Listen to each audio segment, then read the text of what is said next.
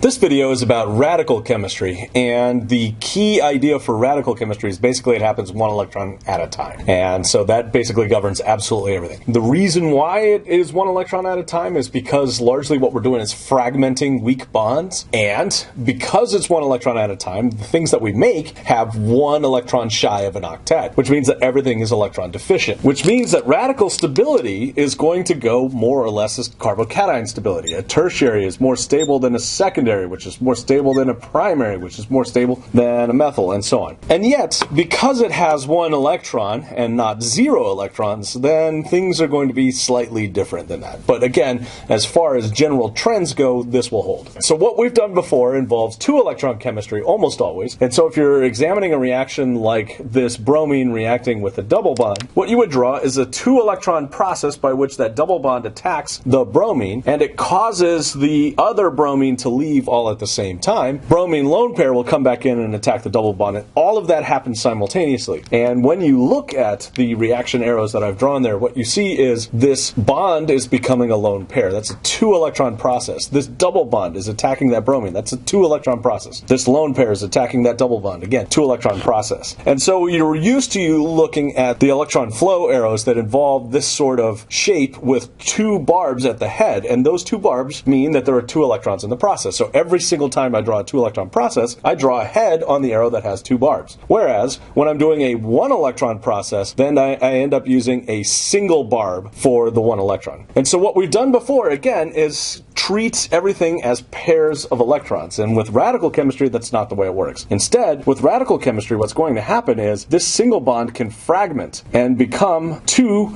different radicals. Well, in this case, of course, the radicals are actually the same. Two different bromine radicals result, but they are otherwise identical. And the key thing to recognize here is that this is an exceptionally weak bond in the first place, which is why this process happens. It's weak. It wants to fragment. It can fragment easily. However, when you draw the bromines here, they are formally neutral. They have 7 electrons, and each bromine wants 7 electrons, but it also means that they lack an octet. Neither one of those bromines has 8 electrons around it, and that's bad. And so they could absolutely recombine with each other to make a bond. So this is a weak bond that can fragment, but then of course this will be an equilibrium process. So this will go back the way it came. So again, what's driving the process, one electron at a time, these two split. You break this bond homolytically is what it's called, and it's because this is a weak bond, but because everything's electron deficient, it wants to recombine again, and then you have this equilibrium process. Just as another example of the kind of weak bonds that sort of drive this process, we talked before about how the boron, when it's being oxidized so that you end up with the OH in a hydroboration oxidation sequence, what drives this is the fact that this boron R bond can scoot over, and the driving force is really the breaking of that oxygen-oxygen bond, which is again a weak bond. And this is again a two electron process. There are 2 electrons in the boron R bond go and make a RO bond. The 2 electrons in the OO bond fragment and become a lone pair, and you make OH minus. That's how that works. In radical chemistry, we're not going to do that. We're going to fragment that same exact weak bond homolytically, breaking that bond to provide 1 electron to each of the oxygens. And again, this is going to be an equilibrium process, and again what we're making is 2 RO radicals, and they are formally neutral, but they are also not having an octet, and so they can absolutely recombine with each other, and radicals will often recombine with each other just to terminate and make a full octet. Having said that, if they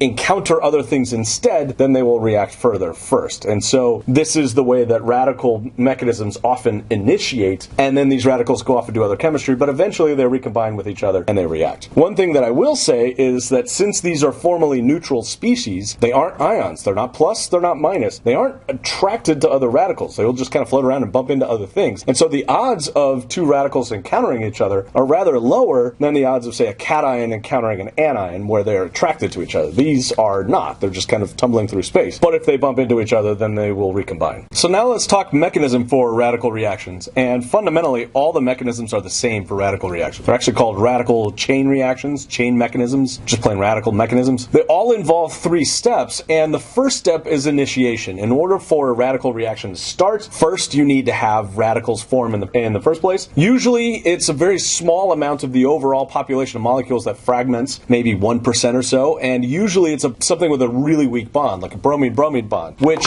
if you just simply hit with light of the right frequency, will go ahead and break apart and fragment and become two radicals. Or likewise, if you see peroxides, they're often radical initiators. So this peroxide might just fragment on its own, or you might need to throw in, again, light of the right frequency, or alternatively, there are other initiators you can use that, again, just sort of kick things off. So anyway, a small amount of a compound with a weak bond fragments, and that's what creates the radicals in the first place. And so these, again, weak bonds are classic initiation examples. But once you have formed a small amount of those radicals, then the main propagation steps of the chain mechanism start. And this is what we call the sort of the chain part of the mechanism, the propagation steps. But what happens is you've got a radical that serves as the propagating radical, and it is the radical that basically is doing most of the chemistry. And so it will react first in at least one step, and then in a separate step, it could be the next step, it could be 2 steps later or something, it gets reformed. So the key feature of a propagating radical is first that it reacts, and secondly that it gets remade. And so again, you never need to have very much reactive stuff at any one time because it gets reformed in the reaction and just keeps going. And so I've diagrammed this out with a sort of a generic reaction, but the propagating radical, if it reacts with, say, X and Y, well then Y ends up possibly reacting with a molecule of